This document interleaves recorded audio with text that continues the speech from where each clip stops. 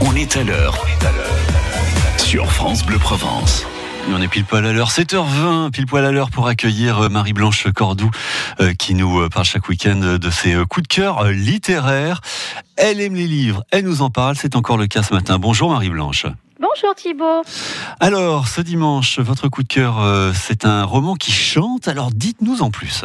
Oui, alors si vous avez envie de fraîcheur, de lumière, de musique aussi, et on en a besoin en ce moment, le 5e roman de Tom Naughty vous attend avec un titre qui est une mélodie à lui tout seul. Écoutez bien, nos silences ne sont pas des chansons d'amour, et c'est aux éditions La Trace. Alors comme d'habitude, quelques mots sur l'auteur.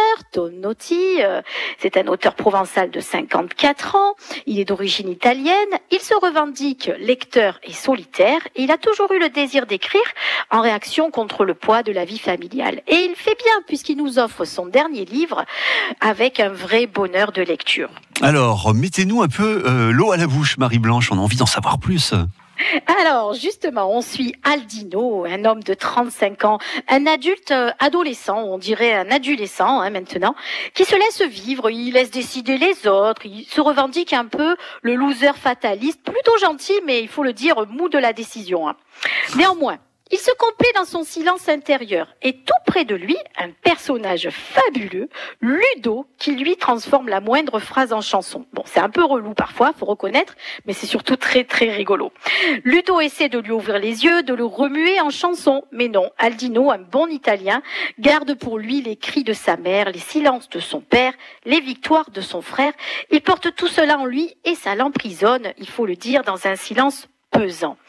Et il s'aperçoit un jour qu'il n'a jamais dit à sa mère ce qu'il voulait lui dire. Faute de courage, d'opportunité ou faute de temps, il n'en sait rien, mais il est trop tard puisqu'elle n'est plus là. Alors voilà qu'un matin, Aldino, qui vient de se faire larguer par sa petite amie à bout de souffle qui n'en pouvait plus, il reçoit un message qui l'invite à une soirée, un numéro inconnu. Il ne relève pas et pense qu'il s'agit d'une erreur, jusqu'à l'arrivée d'un autre, avec pour signature, tenez-vous bien, maman. Alors, je n'en dis pas plus, je vous laisse découvrir l'intrigue, mais ce que je peux vous assurer au fil des pages, c'est qu'on sourit, on rit beaucoup, on fredonne aussi avec Ludovic le chanteur, mais aussi avec les nombreuses références musicales, on pleure aussi, on réfléchit et surtout, on s'interroge sur nos propres silences. Donc une bulle de fraîcheur, de lumière, avec une plume vraiment douce et agréable. On en a besoin. Précipitez-vous pour l'acheter ou le commander chez votre libraire préféré.